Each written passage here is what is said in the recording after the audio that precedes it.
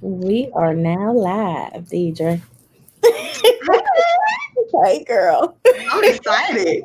I know, me too. I'm really excited. I love all the work that you done and everything. I was looking, I'm like, dang, she is the bomb. Oh, thank you. Thank you so much. You're welcome. It's just good to see black women just dominating the industry and doing everything that they can do to live their dreams too. Because obviously Mhm. it's something that you love.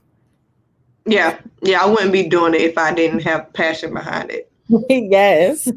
So Yes. can you tell me a little bit about yourself and your company? Yeah, so my name is Deidre Gaskin. I have to say that because I just got married this year, so it's kind of trying to get used to rolling off the tongue, you I know? feel you. I'm the same way.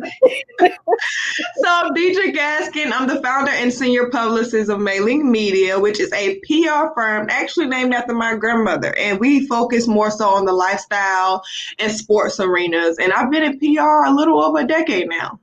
Wow, that's a long time. Yes, it is. So what was life like before you became this sensation publicist? Yeah, so for people that really know me, I was an athlete. Growing Ooh. up, I played ball and I ran track, and that's all I wanted to know, and that's all I did know. I started playing basketball at a very early age. I want to say like maybe 3 or 4 years old, and then I started running track in the seventh grade, and then I got a track scholarship, and like up until like my junior year of college, I have been playing sports like my whole entire life. I'm a country girl, raised in Eastman, Georgia, born in Hawkinsville, where Young Jeezy from. So shout out to Miller, Georgia. Okay. And I grew up near New Orleans on the Gulf Coast of Mississippi. So I'm a country girl. Oh, that is cool. So, Yeah. what sport did you like the most though? To be honest, I'm gonna tell this story. You're gonna be like, what? I started in basketball. I did track. Me and my best friend at the time, we was like, we made a bet to see if who's gonna make the track team. It was never something that we thought we was gonna do. We just wanted to stay in shape, for the basketball season. But it turned out that we was really good. So we just stayed with it. And someone told me, they was like, Deidre, if you don't get a basketball scholarship, track is going to carry you a long way.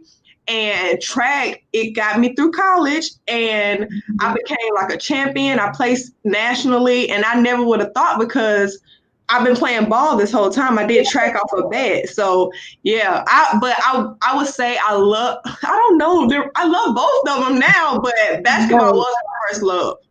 Oh, so you just out here killing it in track and wasn't Yes, even no attentions. it really was. Like I'm a country girl, so we run Right, for fun, right, you right. know. So I never would have thought. I never would have thought. Oh, wow, that is dope. So, what inspired you to name your company after your grandmother? Because my grandmother, she passed away in 2006, right? And she was the matriarch of our family, but her nickname was Mother. And when I tell you she did not meet a stranger, like I went to three different high schools, three different states, and it seemed like she knew everybody. And the reason why I named my firm after her is because as a publicist, our relationships are everything, and neither do we. We don't meet strangers. And I Right. wanted to honor her in that sense, but also honor the career path I chose too, because she was passionate about people. She never met a stranger, and she was all about like hard work, either come correct or don't come at all. My grandmother did not play the radio, okay? And so I really Mhm. modeled that in my business. Wow, that's amazing. I like to do that too, like the inheritance of things and keeping a legacy going of Yeah. something. And it makes you even more inspired and appreciate your company more when it has a certain meaning to it. So when you be Yeah, like, we get in our giving up phase, I like, was man, just about to say, if it wasn't named after my grandmother, honey, I would have. I'm going. I'm leaving. seriously, and like some people don't really understand that. It's like when you Mm, look at the name and you look at your purpose, you be like, nah, I can't even I quit. can't. I can't even quit. Lord knows I want to, but every morning I check these emails and they got her name on it. And I'm like, dog it. Okay. In you. Exactly. So when did you figure out that you like, I want to be a publicist? This is exactly what I want to do, and I'm about to just take it and run with it. So when was your first? What was it like just having your first client? Well, I'll take you back to when I stopped playing sports. That's what really like made me want to like be a publicist, because once I stopped playing, I'm not gonna be fake with you. I was depressed. I was like, how do I be just a student? Because I didn't know how to be just a student. I knew how to be a student athlete. Right. So waking up and not having to go to practice, not having to go to this drill, and not having to do this was very foreign to me. And it was very weird. And then you take somebody who's from the country, who not used to networking, not used to introducing themselves to anyone. I was in a dark state. So I remember I can't remember if I was in my dorm or back home, but the TV show The Game with Pooch Hall and Tia Mowry. I love that show. I saw Dion's character, and she was doing publicist. I was like, I want to do what she's doing because she's still working in sports and she's making him look good, and I want to do that. So I majored in PR and I started interning with a lot of people. And when I got my first client, it was a challenge, but I was excited. I didn't care if it was paid or unpaid because I just wanted to learn. Right, and unfortunately, I didn't start in sports like I wanted to. It was more so entertainment. But the fact that I was able to get that experience, I was just hungry. I didn't care. You know what? People, I think nowadays people always want to be like, get paid for stuff and you ain't even got no work ethic. Listen, right. The cat in the hat could have said I need the publicist. I would have been like, okay, because I need the experience, you know? So I was very hungry when I got that first client. That's good. So when did you feel like at that moment, where did it really start getting busy for you when you just like had a takeoff phase? You'd be like, oh my God, I need to hire people. I need help. Right. I think it was honestly because PR, especially as a business owner and in PR, life and business fluctuates. Like you can have a high year, you can have a low year, you can have 10 clients, then you can have 2 clients, and then no clients. So when I really felt like I needed to like hire people and outsource is a year after I launched my firm, when I went full time, because I was trying to do, like I tried to do my own logo. I tried to do my own website. I was trying to do my own social media. And I was like, listen, in order for me to be represented right and respected as a business owner, I had to outsource people. And I tell people that all the time. I know it seems like you can do everything yourself, and you probably can, but it's going to come a time where you're going to have to take yourself out the business so you can work on the business. Mm-hmm. And that it was like a year after I launched, I was like, I can't keep doing this. I need to outsource people. And even now, like if I have an event, I'm gonna need about 3 more for y'all because I can't do this myself. So events too. So I'll outsource people and hire them as well. So as far as you outsourcing people and hiring them, what's the difficulties that you had in that area? Because sometimes you don't get that right person, or sometimes people will try to take your resources or take over your company, or it's a lot of things that come with that. Basically everything you said and some.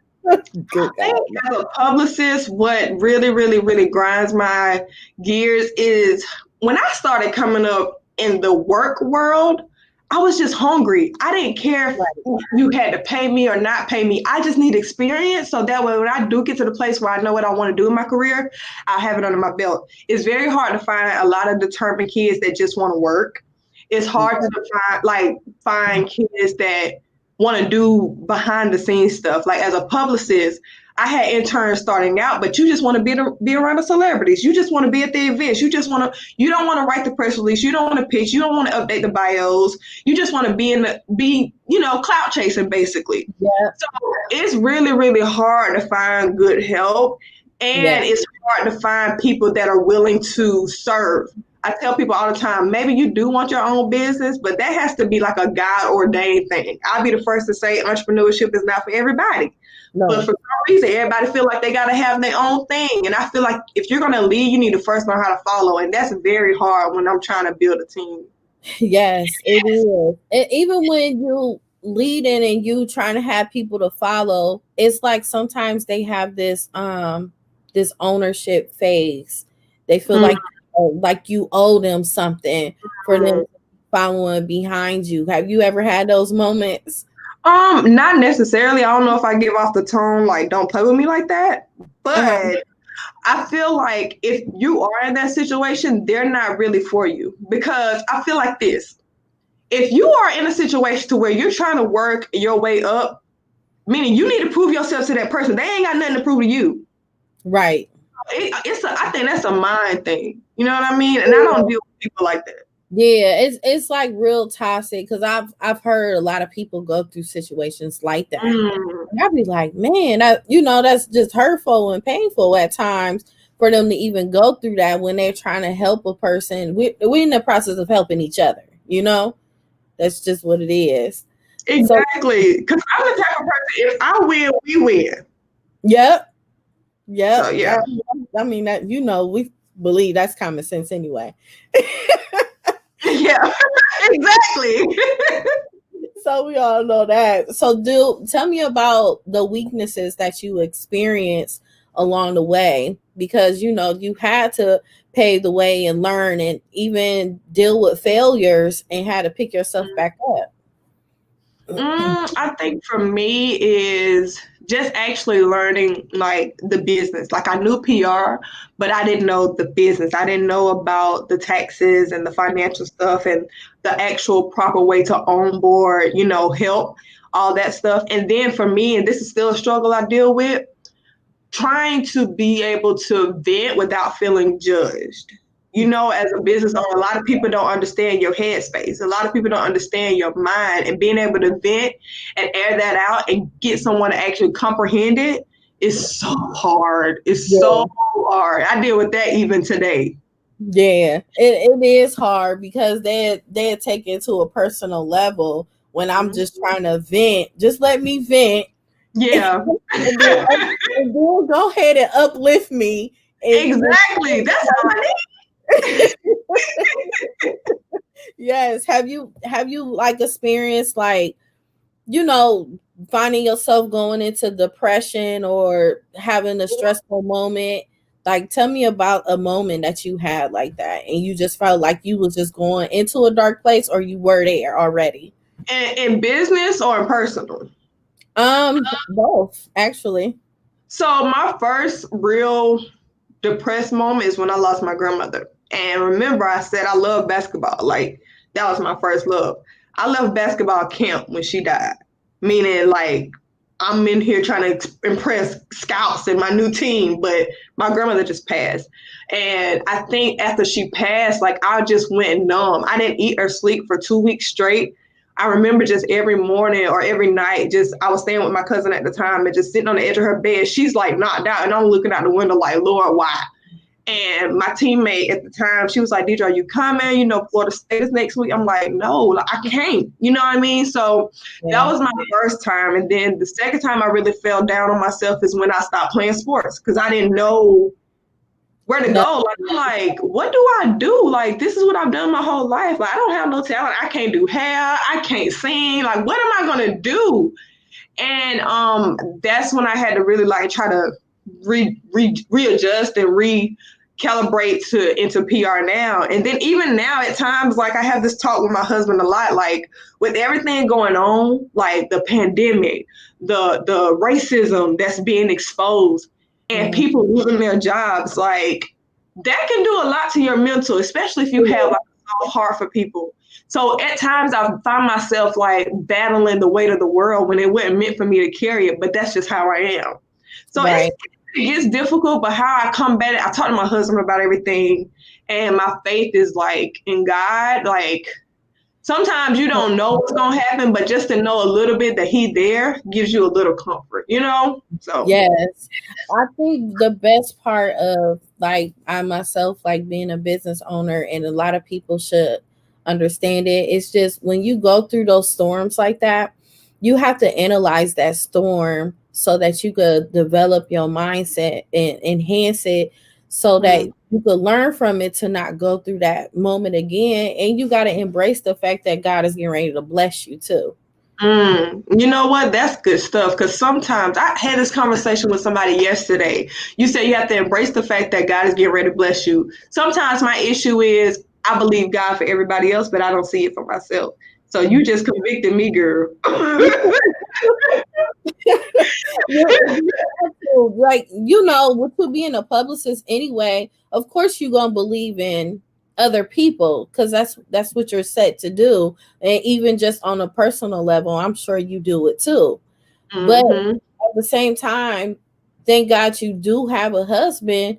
He could be that advocate for you to make you and create you and put it in your mind like, yeah, you should believe in yourself, like encouraging, because you never had that encouragement or anything even before him. So now you have him, you can embrace it more and feel safer with it because you have your back, you know? No, it does. It definitely does. And I would say, like, sometimes I feel like I'll be lost without him because it's like he know all the things to say, and he's a believer too.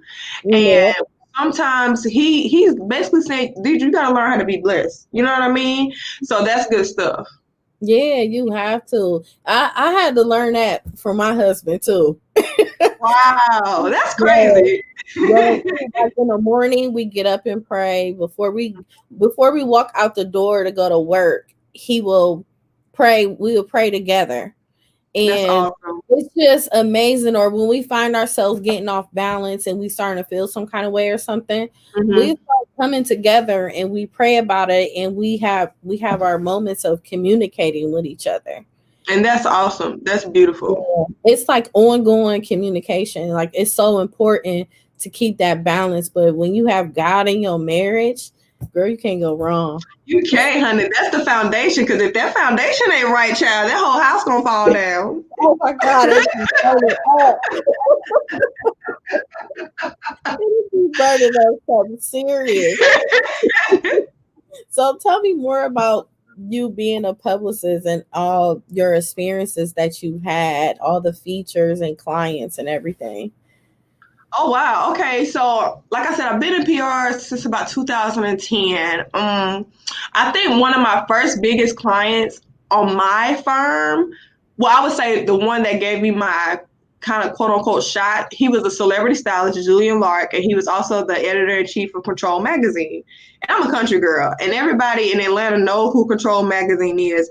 And he really, besides being my client, he pushed me out there too. Like he's good at what he does, but he's never been out on the carpet. He's never really been seen as a celebrity stylist, just as an editor-in-chief. So we were able to help each other. He was my first client. I would never, never, ever forget it. I've worked with Mila Williams from 702.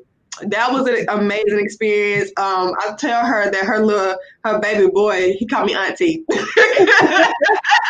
I worked with Rafael Cox of Project Runway. I think that was my first fashion show I done. And I think that show really kind of elevated my career as an event publicist because we were sold out and I had over 62 features for that show alone, like getting him press and stuff. So that really, really helped my career a lot. Now I'm working with Cheryl Swoops, who was once an idol in the basketball world for me. Girl, I love her. To represent her, I was like, okay, Deidre, calm down, be professional, It was amazing. It's amazing. So, I mean, I've been doing some great stuff. I worked in corporate with Hewlett-Packard, HP. I represented like vodka brands. I worked with American Basketball Association. I've done things with TVOne. So I've done quite a bit. And honestly, I didn't even think I would be where I'm at. Like, even though I feel like I need to go harder, but I'm a small town girl. And to be naming all these things and these people, I'm like, wow. Like, this is crazy. You think like, dang, I did do all of that. Yeah. It shows your humbleness too, though. You know, because you have to be that way. Do it. Yeah. You're doing it because you love to do it and you want people to feel good about themselves. And, you know, when you have a client, they trust you with their whole career. Yes, they do. They do, because having PR in place, that's really like the key to your brand. So they have to trust me to make things happen. You know what I mean? And I feel like when you're humble in that, people recognize it. Like, just as quick as God gave it to me, he could take it away. You know what I mean? So I don't ever want to lose sight of where I came from and who I come from. No, girl, listen. Yeah. Because MayLee didn't say that. Yeah, because I've always said a lot. Sometimes you find people that in the beginning phases, like, you know, we always talking to God in the beginning. God, please help me and bless me, guide me, everything. But sometimes when people get it and they see things is going good for them, they forget about them. They don't communicate with him, telling him thank you just out the blue. I appreciate you and I love you. Thank you for where I'm at today. You know, some people forget about that. And even when you making it big, you have to acknowledge him at all times because he does with you. Okay. You know what's crazy? You mentioned that. This is what I have a placard on my desk. And it says, do everything for the glory of God. We got to remember we're not doing it for ourselves. Yeah. So he gets all the glory to begin with. So for you to get all big and bad and forget where you come from, that ain't the way to go. Because like I said, just as quick as he gave it to you, he'll take it away. Yeah, snatch it fast too. Real quick. About what happened. Exactly. You happened. You did it to yourself. You don't cut no corners. I'm just saying. No, at all. So what things do you have anything coming up as far as big? What do you have? I do. So right now, like I said, I do events and I'm working with Dr. Felicia Phillips, who is the creator of MobileCon, and we're celebrating 5 years this year. It's a little different just because we usually host it in Atlanta, but with the virus going on, it's going to be virtual, but which is a good thing because it has the opportunity to reach globally, right? So it'll be November 6th through the 7th. And basically, MobileCon is the business conference for African-American women. Whether you're an entrepreneur, you're starting up in your business, you want to level up in your career, or even a corporate executive, like this conference is for the African-American business professional. And I like this conference because it's a lot of fluff out there. And if you know me, I don't take on clients I don't believe in, but this conference will really help you make money in your business as well as develop who you are as a professional. Like we talk anywhere from self-development, women empowerment, cash flow, HR, the whole thing. And we have fun while we're doing it. So that's coming up. And then Cheryl Stoops has her nonprofit organization called Back to Our Roots, where she focuses on educating our Black youth. We need somebody to pour into the Black youth, our babies. And she's doing that, of course, through basketball and now through, gardening, letting people know how to grow your own food, because now we're living in a pandemic. We don't know what's going on. Like, grow your own food. So we're doing that. So, yeah. That's good. I'm going to have to attend that conference. Yes. And you know what's funny? It's usually like, the conference is usually like $300-$400, but it's only $79 this year. Oh shoot, yeah. If you teaching the gyms and you doing all that and you helping people go to the next level, she's showing, she's giving you the whole nine. I'm not just saying that. That is amazing. Is it on your page? Yes. Okay, I'm a definitely look into that, and I'm gonna end up signing up for it today. Yes, honey. Come on, it's amazing. You will not regret it. I'm not just saying that, but the first one I attended as her publicist, I was like, okay, I believe in you. But when I saw the reactions of people and like crying and I did this, I came last year and my business is here this year, like, okay, this is the real deal. Yeah, because we need that. Sometimes you could attend an event and you ain't learned nothing. Nothing. It's just photo ops, video footage, and just capturing a moment at that moment. But it's like sometimes when I left events myself, I could speak for myself. I left events and I'm like, what? That's it. I spent this for that. So I had got to a point I had stopped attending certain events because it's like you're not learning nothing. And when people are able to be like, just imagine you charging, what'd you say, $79? She's charging $79 for an event, and she's giving up all that information. Just imagine once the word of mouth get out there, and so many people like, wow, even though it's virtual, the next part, if it's another one virtual, people will pay way more than that because of the things that they're getting from it. Exactly. Like, seriously, some people don't have that mindset of it. It's just they just want it now, you know? Yeah, this generation is definitely an instant gratification. Like, we want it now, we don't want to wait. And social media plays a lot into that, because people think that people posting on social media, they got millions of dollars in the bank and they got this. But screenshots are real, so are fake purses, and so are these fake followers. You have to be able to do what works for you and quit trying to let social media run your life and your business, because I'm telling you, these folks ain't got it like they say they do. Yeah, I try to tell people that all the time.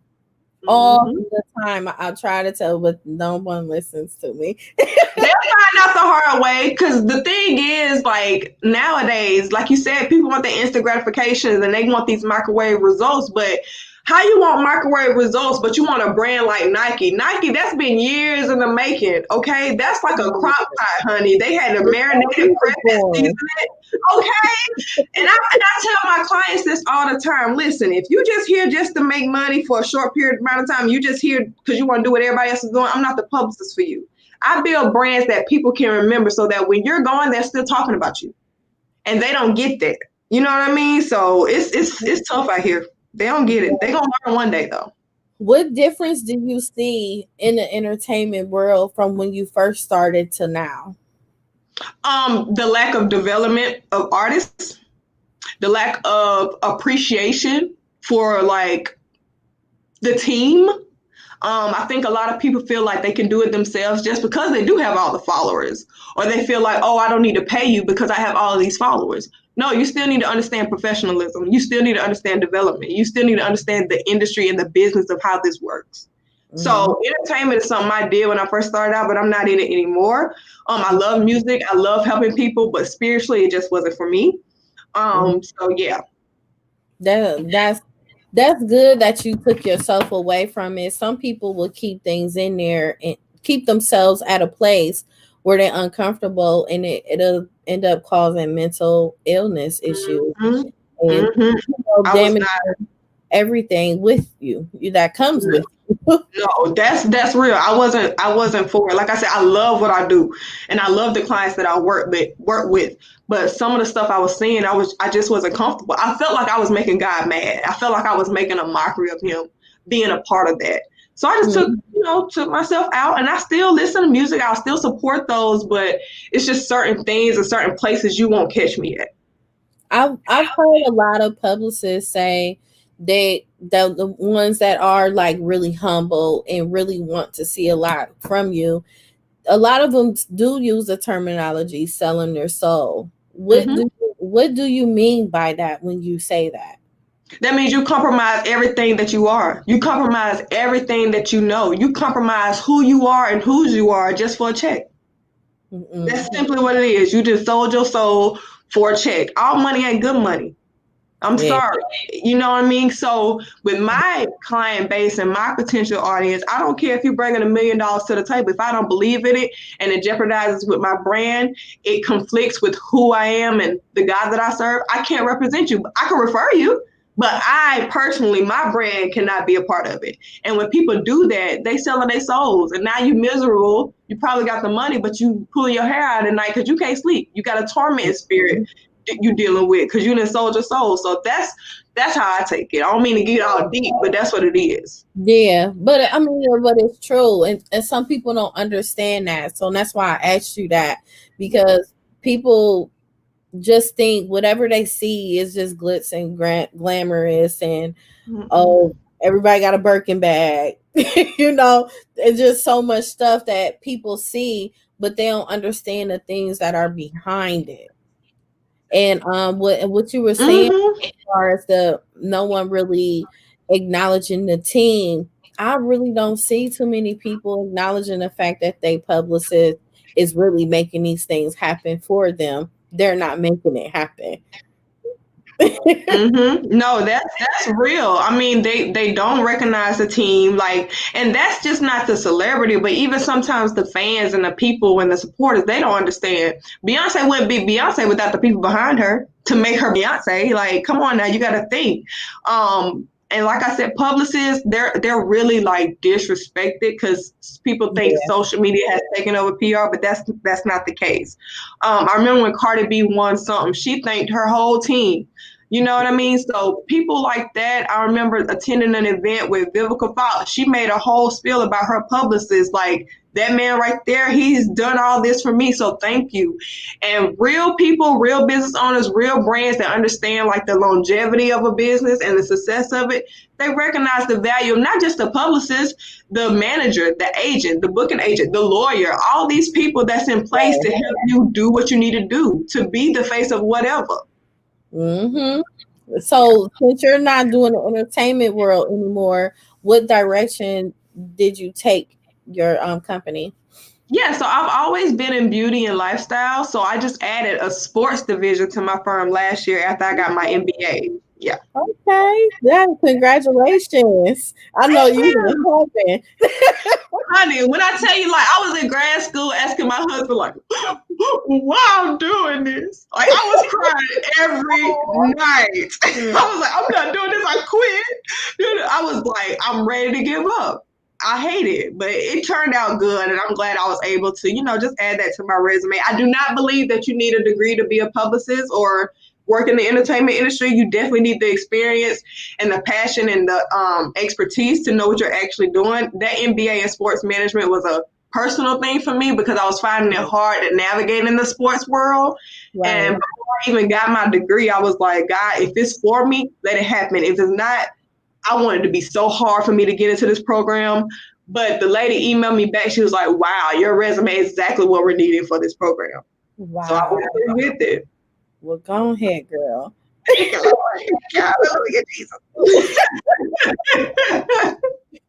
So besides Charles Swoop, what other direction are you trying to take it as far as representing people in sports? So it can be current or retired athletes, and it doesn't have to necessarily be athletes. Like I said, people pay attention to the brand, but they don't pay attention to the people behind the brand. So right. I can represent the agents, the professionals, the coaches, even the trainers sometimes. So anybody in that sports arena, I'm open to representing them, and it doesn't have to be professional, or it doesn't just have to be WNBA or NBA. Like I said, I played ball, I ran track, I even did football for like a summer, so I'm all for it.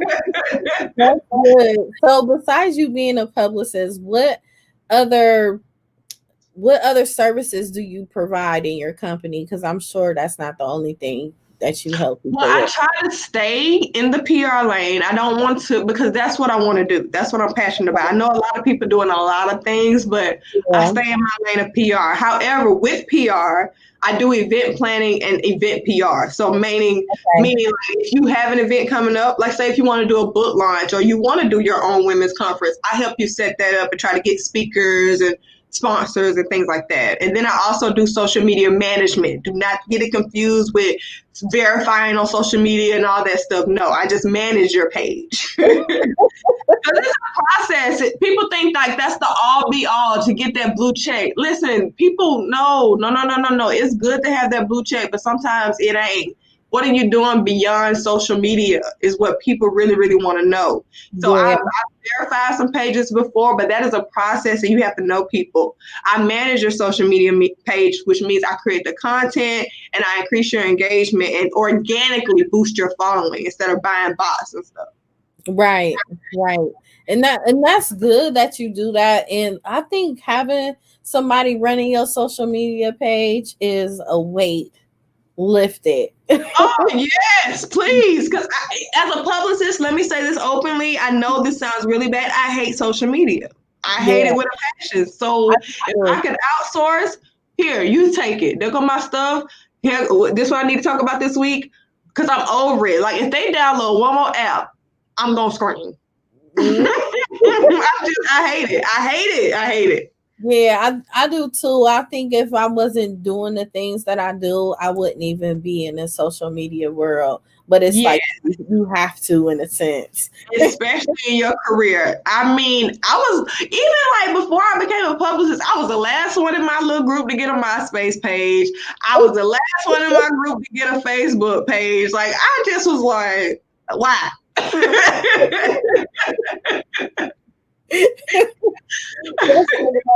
Yeah, because I have someone running my Life Her podcast page, and it's like it's a relief. It's a blessing. It's a It blessing. it is, and it's my friend, and she be hooking it up. Go friends. And she really do. So, have you ever had difficulties representing clients that really didn't listen too much, and you had to let them Fire go? them. Yeah. I've had that situation happen a couple of times because if you're not going to listen to me, we're wasting time. If you're literally fresh off the market, like nobody knows you and you're not understanding the process of PR, you're not going to become a headache for me because you expect in the first 2 months, every press and every media outlet is going to talk about you. Nobody knows you. You barely have 100 followers on social media. This is going to take time. So I'm quick to let them go. Listen, I'm not the publicist for you because I got to go to sleep at night. So yeah, I've had that before. But I think what will help people, and when I say people, I mean representation as far as publicists and marketing managers, just be honest with people. If they're starting up, don't promise them anything. Let them know that this is a process. You know what I mean? I think too many times people are over promising and under delivering. Don't do that. Just be honest on what's going to happen and what's not going to happen and what you can and cannot do. I'm very honest with my clients. Listen, this is what's going to happen. This is what's not going to happen. If you want this to happen, it's going to be an extra fee for them to make that happen. So you got to be honest with it. Yeah, you do. You do. And sometimes, do you find it in the beginning phases of you having a new client, things take longer than usual, especially when no one isn't familiar with your client? Yeah, that's the business. Like when somebody doesn't know a client, it is a bit of a challenge, but that's my job as a publicist. That's how you know if you got a real publicist on your team to take somebody that nobody knows and place them on national TV. I did it before with a fashion brand. But that comes with the connections you got and the way that you can pitch. Now, you can come as smooth as butter or as hard as a rock, but you got to be willing to understand the process. For me, you have to be able to have a story. A lot of times people are like, oh, I need a PR person for my business.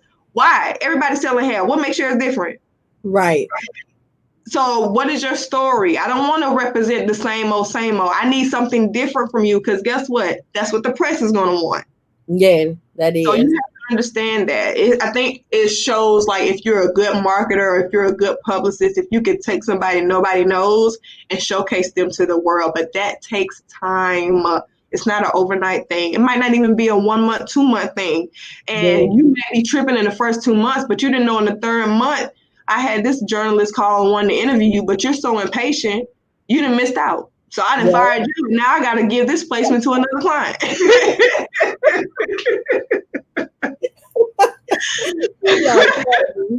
Yeah, it takes a lot of patience for people to be clients that way. My friend, actually, my publicist, and she's been helping me for years. She'd be like, "You're such a breath of fresh air. You're so patient. You're so nice. You're so sweet."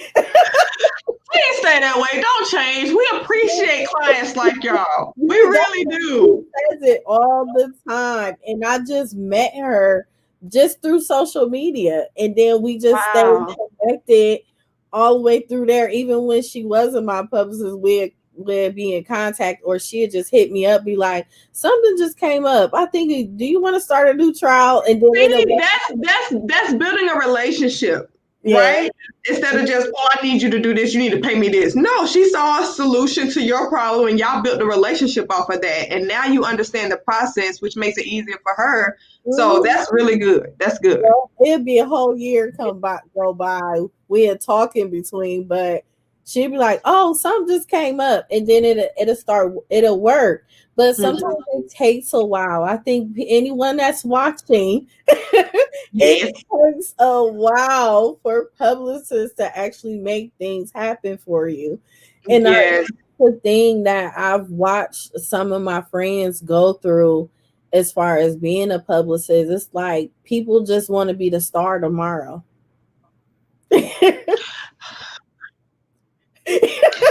If you don't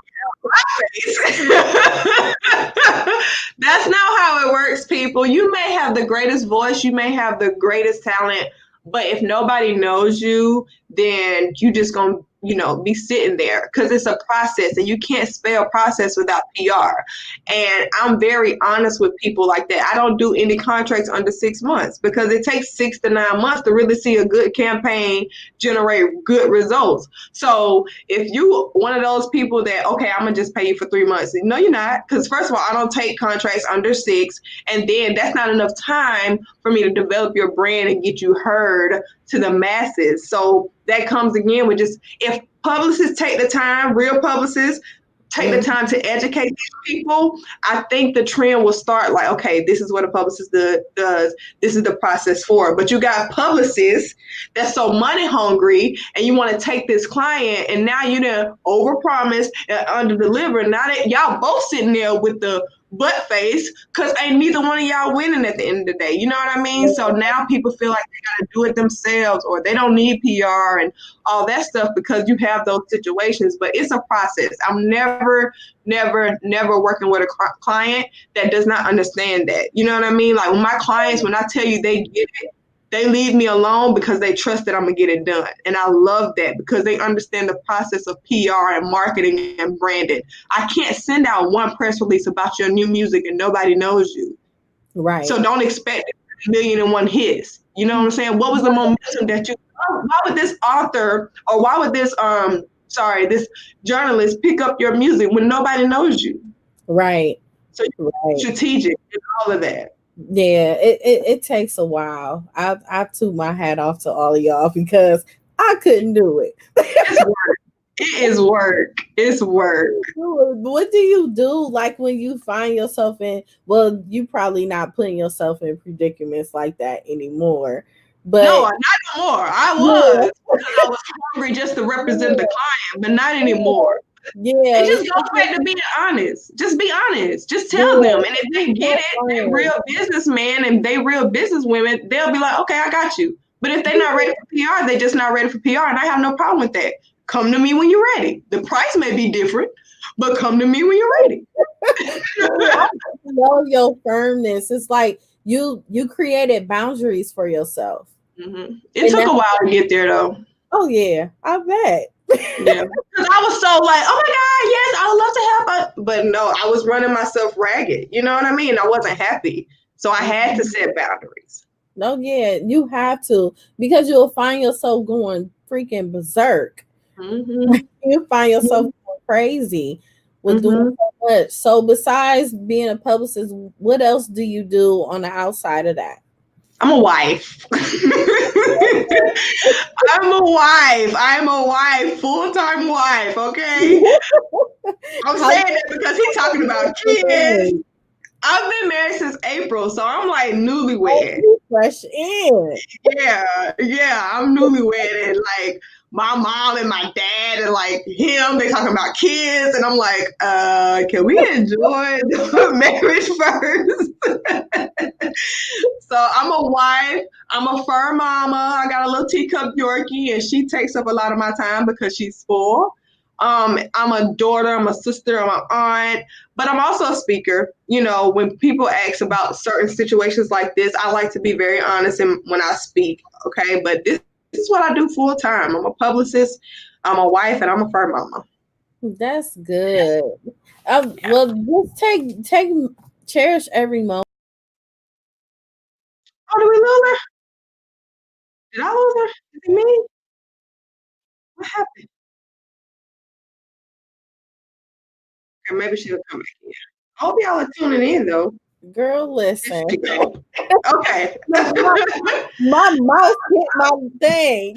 Oh, I was like, is it me? No. No, but cherish every moment. Me and my husband been married 2 years now. And it's like it's just cherishing the moments, like being like spurred a moment, finding places that you both never been to before, even if it's to the park, you know. Yeah. You know what? I've been in Atlanta longer than him, so it's stuff that he hasn't even been to. Like I took him last year to Top Golf. He's never been there. He really likes that, and we're both big kids. That's why I'm like so thankful for him because I'm a big kid. Like David Buster's main event and Andretti, I'm in there, you know? So I like the fact that he's like that too. I don't want nobody that don't know how to have fun. And it's so funny because in high school, I played basketball myself. Hey. So we did a little shootout and he won a rematch to this day because I was tearing him. You know what? Okay, so I got a confession. I'm going to say this, and he probably in the other room laughing his behind out. In the arcade, I suck. Really? I suck. But real life, like, I can shoot. But in the arcade, and he has no form. Like, he is not a hooper. And it's always going in. I'm like, how? How? He beats me every time. Every time. But real life, he can't see me, though. He can't see me. Maybe you should relax and not to focus in on beating him then. I don't know what it is. His form is so ugly too. That's what makes me mad because his form is hideous. He just throwing it up there like. Okay, that's terrible. He do the 2 hand. Yes, he just and it goes in, and I'm over here focused. Okay, like no, it's not. He beats me every time. But every time. You probably just gotta put yourself in tunnel vision and don't even have to. I really do. I gotta have him like stand over there. Let me just because you're making me mad because you can't play in real life. Like seriously, we just try to make the best of it. Like 2 weeks ago, I just walked up on him and just poured water on him. Oh my God, you sound like us. I do stuff like that. I do stuff like that. He hates it, but he'll end up getting me back or something. Yeah. But we're 2 big kids. Like we are 2 big kids. But let me tell you how he got me back though. I had just turned off the shower. He put cold ice water on me and poured it over on top. I knew I was freezing. I was drowning. That's a good one though. I gotta use that. That's a good one. Wasn't playing. I was so bad. So now I gotta put him back, but I gotta settle down because he waiting on that comeback. You gotta come unexpected. You gotta sneak up on him. That's awesome. Me and my husband are definitely like that. That was like the foundation of our relationship. Like our first date was at the fair. That's like nice. we are big kids, and he is hilarious. A lot of people don't think that because he's very modest outside of like people he don't know. Like he ain't talking. But if you know him, like that boy, I can't stay mad at him long because he been and cracked a joke or something. Yeah, like I'll burst through the door because he'll go in the other room if he mad. I'll burst through the door and he just got this big old Kool-Aid smile. About what you want. It's just fun. It's just you see it's so many people now that you see having divorces and not having a proper marriage, but a lot of people need to go back to the root of it all, and as far as communication and focus on love and have God in it. And then, like you said, the foundation of God has to be the start. And then I believe before me and my husband dated, we were friends. We had a friendship first. I just didn't come into a relationship. And people jumping into marriages, but did God say that was your husband or your wife? That's why you're miserable. I was like, Lord, if this ain't for me, let me know. Because I ain't trying to be miserable, you know? So I think the foundation definitely has to be God, and you got to be friends first. Like, he is my best friend. And he was my best friend before we even started dating. Like, he's funny. Like, to the point like I'm getting mad because I can't even have a straight face. Yep. And sometimes my husband, he'll play around so much. I used to get to a point I didn't know if he was serious or he'd be funny. So he'd joke with me a lot. Like it'd be something that he'd be like, man, I forgot my keys in the car and I can't get them. And I'll be like, why did you do that? He's like, I'm just playing. My husband, he likes to crack on me. Like, he will make the biggest joke about me. And I'm like, you know, I wear glasses. So he got to kill me with that. Like, he'll take my glasses and mock me. And I'm like, okay. He's like, you're such a nerd. Like, and that's good. And it's even good that we're talking about it because people just think the worst of marriages. And it's not like that with everybody. Like, no. I think that this is like the healthiest and happiest I've ever been. Me too. Like, I'm so content. Like, I'm cool just hanging out with him every day. Oh, that's like spa days. Like, this is my best friend. We do everything. I seen something in the store today. I didn't call my best friend. I called him. Like, guess what? That's my best friend. Yep, and that's how it's supposed to be. That's how it be. I'm like, I don't have to be around my friends. I can be around my husband, and we can be having a ball. We are good. We are good because, like you said, we have that foundation of God, and then we're friends. We're friends. In my previous relationship, we wasn't friends. We didn't have no connection like that. If I'm laughing, I'm being goofy or I'm being immature. But this is just me having a good time. You know what I mean? So you're not uptight. Why? Okay, bye. Yeah. Yeah. So before we end closing, could you tell us something real uplifting and inspiring for women in the PR world? Women in the PR world, how can I inspire you? I will say this. If PR is something that you really, really want to do, you're passionate about it, you cannot go after what everybody's going for. Okay, you need to know your lane and you need to play it well. Stay in it. And also know that it's not all about the celebrities. These small business owners, they need your help too. So don't ever get so rushed into the feeling of being in PR because you want to be around the celebrities, you want to be about entertainment. Let me tell you something, and this is just a personal testimony. My highest paying clients are not famous. Wow, that's deep. So yeah. That's deep, Deidre. That's the real tea, honey. I'm serious. Like, that's crazy. And I think that, man, you got me kind of speechless. It's facts. But that's just crazy, though. And I don't know. It's just because people just make everything, the world revolves around these celebrities. It's like what I have noticed about my brand, Life Her Podcast, even before that, because I have a youth program for young girls that I have for 8 years now. Oh, wow. Okay. But nobody notices anything until a celebrity is attached to it. Girl, yes. And but you gotta be okay with that, though. You got to be okay. I used to feel the same way. I'm like, dang, when I was working in the entertainment industry, like, y'all stayed on my back. But now I'm working with real people and the support isn't there. But guess what? My pockets are fatter now than they were then. So that's all that matters. Yep.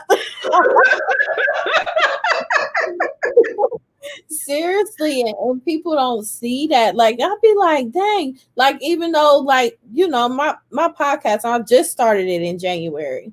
Really? And, yes. You're doing, because I looked at your page. You interviewed some great people, so that's awesome.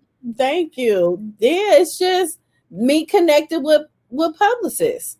And that's the way to go, girl. Yeah, just having relationships with them and how I speak to them and how I treat their clients and everything else. It just all works together and they already know. And, you know, I don't bring people on here to bash them or make them feel less of themselves. You know, just communicate like we've known each other for years. Yeah, I don't feel like this is an interview, girl. We having tea and we drinking wine or something because this feels like a good old girlfriend chat. It's about feeling good because I've watched so many people do interviews, and I'll just be like, that's just so uncomfortable and unrealistic. And it's like a person just sitting there being a robot. Yes, that's why when I do stuff, call me what you want. Call me country, call me unprofessional, call me what you want. You're going to get Deidre. And I don't want to put on a facade. Like, I know how to carry myself. I know how to, pronunciate and all that stuff. But I'm a country bumpkin, okay? But I'm a publicist. I'm going to just give it to you raw and uncut, okay? Call it sushi if you will, because this is exactly what you're getting. Mm-hmm. Exactly. And it's just real inspiring just to even know that your highest client is someone that's not even in the industry like that. That's a true lesson. Okay. Your stuff was. Can you still see My me? Wi-Fi is good. Why I got the notification? Your eyes. I see me, but I don't see Yvette. You don't see me? I hope y'all tuned in. I hope y'all are enjoying everything. Can you hear me? Can you hear me, Deidre?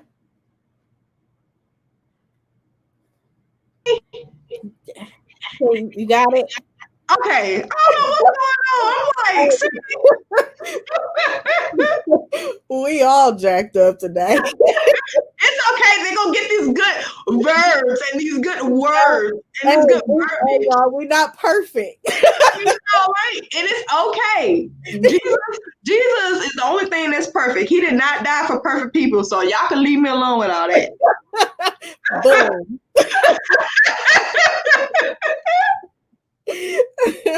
Well, thank you so much for being on the podcast. I really appreciate you, and I enjoyed your company tonight. No, this was awesome. Like, you really just made my week because it's been a long week. So thank you. Because in the beginning, it was like, oh. Yeah. Honey, I was not ready. Like, I was just like, Lord, just get me through, Jesus. Yeah, just have fun with your husband, girl. Yeah, I'm finna go aggravate him now. Yeah, you should take a pillow and just sneak up on him. Wham, just wham.